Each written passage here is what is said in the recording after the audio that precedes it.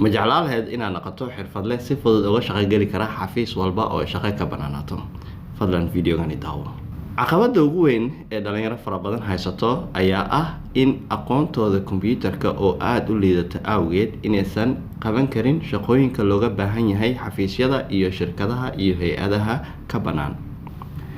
arrintani ma ahan arrin sahlan maxaa yeelay ma jirto haddadaan la joogo shaqo ka maarmi karto aqoonta kombiyuutarka.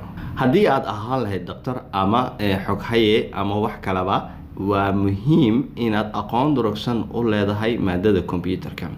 haddii aysan taas dhicin, waxaa xaqiiq ah in riyooyinkaagii iyo hamigii aad nolosha ka lahayd inuu ku hirgeli waayo, waana niyadjab aada u weyn arrintaasi. haddaba xalku muxuu noqon karaa?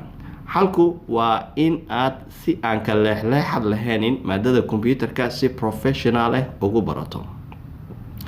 wax walba soo baro, ama engineer ahaaw, ama dhaktar ahaaw, ama ganacsade ahaaw, ama waxaad doontidba ahaaw, waa laga maarmaan inaad hal mar bilow ilaa dhammaad isticmaalka iyo ku shaqeynta maadada kombiyuutarka ama aaladda kombiyuutarka aad si fiican fara adag ugu qabato. waa lagama maarmaan weeyaan arrintaasi. haddaba way jiraan meelo fara badan oo wax laga baran karo, kombiyuutar laga baran karo, hase yeeshee badidood ma soo gudbinayaan isticmaalka iyo ku shaqeynta rasmiga ah aad u baahan tahay inaad barato si aad markaasi kugu fududaato shaqadaada. waxaa lagu barayaa badanaa waxyaabo yaryar oo kooban, sida wordka loo isticmaalo, sida hardwareka kombiyuutarka memoryga looga bixiyo, iyo waxyaabo kale oo aadan u baahnaynin. ma jiro institution hadda si buuxda qofkani maxaa professional ahaan, shaqo ahaan kombiyuutarka uga baahan yahay inuu barto si uu markaasi u noqdo qof xirfadle kombiyuutarka ku shaqeyn karo. haddaba wax ka baro online college aada uga barateen maadooyin si tayo leh looga soo shaqeeyey. waxaa idinkugu bishaareynaya inaan idiin soo gudbinay koorso aan ugu magac darnay ultimate computer course. waa koorso bilow ilaa dhammaad maskaxda lagu hayay markii la sameynayay qofkani ma ku shaqo tegi karaa, waxaana aan u sheegayno ma yahay wax fildiga shaqada, meesha shaqada oo ka shaqeynayo ma uga baahan yahay mise ugama baahno. aan isweydiinayn haddii ay noo soo baxda jawaabta ahayd inuu ka maarmi karo oo shaqo ahaan uga maarmi karo xirfadani ama waxaani ama qodobkani ama ciwaankani koorsada ku jiro, waan ka saaraynay. waxaa ahmiyadda siinayna oo keliya waxyaabaha fildiga practicalka ah shaqada ee uga baahan yahay inuu ku shaqeeyo. koorsadani waxay ku bilaabanaysaa isticmaalka Windowska ayay ku bilaabanaysaa, Windows 10 iyo Windows 11. marka waa muhiim weeyaan taasi, maxaa yeelay kombiyuutarka inaad furi kartid, isticmaali kartid, username u samaysan kartid, password aad ka bedeli kartid, maxaa la dhahayay software aad ku install garay kartid, programyo aad ka saari kartid, waa lagama maarmaan weeyaan. maxaa yeelay mar walbo managerkaada ama qofka IT departmentiga mar walbo fursad kuma hayso inay kombiyuutarkaada aad ku shaqeynaysay ku tusto meesha aad taaba lahayd. haddii wax kaa qarsamaan oo kale meeshii aad ka soo saaran lahayd inay ku tusto fursad kuma hayso. marka waa inaad aqoon fiican u leedahay. marka taas xoogga ayaan saarnay, aan ku bilownay. marka qaybtaasi Windowska aan kasoo gudubno, waxaan u gudbi doonaa qayb aad iyo aad muhiim u ah oo aysan jirin institution ilaa hadda af Soomaali cashar ahaan uga diyaarshay. qaybtaas oo ah barashada iyo isticmaalka internetku waa mucjisada adduunka ugu weyn oo la abuuray. haddana saas ay tahay, annaga internet markii aan wada helnay waan ku wada yaacnay, balse si loo isticmaalo ama sida rasmiga ama sida saxda ee loo isticmaalo way ku yartahay bulshada Soomaaliyeed. maxaa yeelay dad badan waxaa arkaysaa isaga kala qasan tahay wax la dhaho email iyo wax la dhaho Gmail, wax la dhaho Google, wax la dhaho browser, waxaasoo dhan. marka insha allahu koorsada qaybtani internetka waxaan xoog u saaran doonaa inaa marka hore isticmaalka asaasiga internetka lagu baro. marka lagu baro kadibna in si ammaan ah xogtaada internetka ugu keydsan karto, uguna xafidan karto, in aad isaga ilaalin karto waxyaabaha dhibaatada leh ee internetka ku jira sida in passwordki laga xado, passwordki laga jabsado iyo waxyaabahaas hadda bulshada Soomaaliyeed aad ugu soo ziyaaday. Arintaasi sida aad uga taxadari lahayd ayaa lagu bari doonaa. Waxa lagu bari doonaa sida passwordkaada u bedelan lahayd oo kale hadii aadan aqoonin. Waxa lagu bari doonaa sida passwordkaada u adkeysan lahayd dhinaca internetka.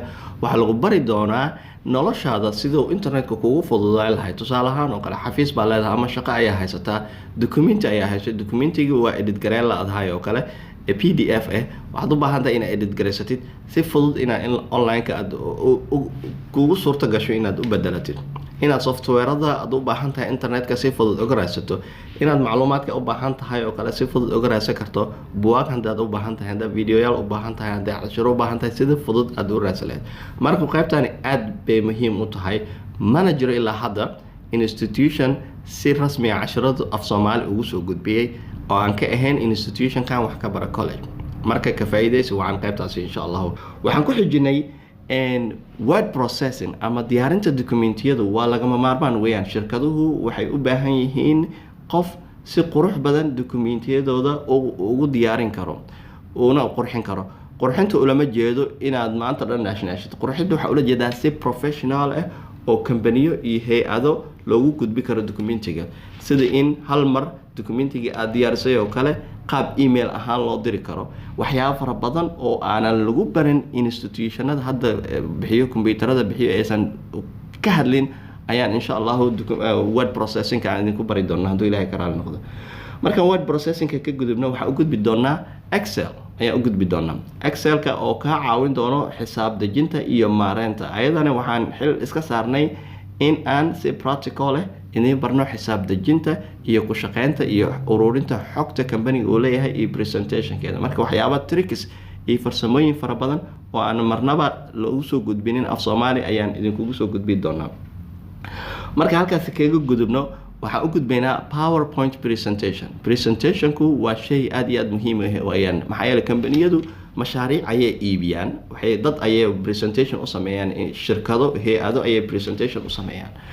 waa lagama maarmaan marka presentationku inuu ahaado presentation professional oo qurux badan. insha Allah korsaani si fiican ayaa xooga kaaga saari doonaa. maxaa yeelay presentationkaaga ayaa ka muhiimsan message-ka aad dirayso, fariintaada ama wax aad gudbinayso ama waxa iibinayso waxa ka muhiimsan sida aad u bandhigayso ayaa ka muhiimsan. marka waa muhiim weeyaan inaad si professional oo qurux badan aad u gudbin karto documentigaada. marka aad baa arintaasi xooga isaga saari doonaa. waxaa kaloo marka intaasi ka gudubna isla gudbi doonaa typing skills.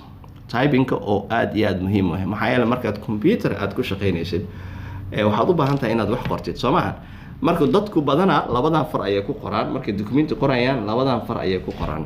haddii maanta keyboard-ka oo tirtiran yahay ama wax kale ay u baahan yihiin meel kale inay fiiriyaan, typing-ka way joojinayaan. laakiin Ilaahay wuxuu mar walba ku siiyay inaad 5 farood ku qori kartid, indhahaadana aad ka maaranto inaad keyboard-ka ku fiiriso. 5taada farood adigoo keyboard-ka saaran yihiin, indhahaaduna aysan shaashada ama keyboard-ka ay fiirinayn meel kale fiirinaysid, ayaad awood u leedahay si xawaaro leh oo saxan inaad u qortid haddii aad korsaani qaybta typing-ka aad qaadatid. waa fahanteen rajaynaya insha Allah. hadda waxay isweydiinaysaa marka sidee igu suurtagali kartaa inaan koorsada qaato. waa ay fududahay oo kaliya waxaad u baahan tahay inaad application-keena wax ka baro ama website-ka wax ka baro.com aad booqato ama linkiga hoos ku yaala aad taabato, kadibna lagu sii gudbiyo qaybta WhatsApp-ka si markaasi lagaaga diiwaan geliyo koorsada, casharadana ay kuugu bilowdaan.